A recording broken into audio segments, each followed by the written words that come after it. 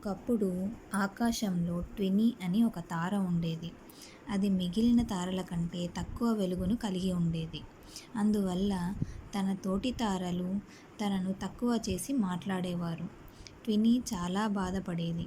ఇది చూసిన చందమామ, బాధపడకు ట్వినీ, సమయం వచ్చినప్పుడు నువ్వు కూడా వెలుగులు పంచుతావు అని ఓదార్చేవాడు. ఇలా ఉండగా ఒకరోజు ఆకాశంలో మబ్బులు కప్పడం వల్ల చంద్రుడు కూడా కనబడలేదు. మిగిలిన తారలన్నీ వెళ్ళిపోయాయి. ఒక అమ్మాయి మాయ అడవిలో తప్పిపోయి ఏడుస్తూ ఉంది. అది చూసిన ట్వినీ మాయాకి ఎలా అయినా సాయం చేయాలని అనుకుంటుంది.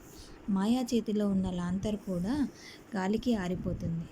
అప్పుడు ట్వినీ మాయాకి తన వెలుగు పంచి దారి చూపుతుంది. ఆ వెలుగు చూసిన గ్రామస్తులు మాయాని చేరుకున్నారు. మాయ వాళ్ళ అమ్మని పరిగెత్తుకుంటూ వెళ్ళి హత్తుకుంది. ఇది చూసిన ట్వినీ స్నేహితులు ట్వినీని ప్రశంసించారు. ట్వినీ చాలా సంతోషించింది.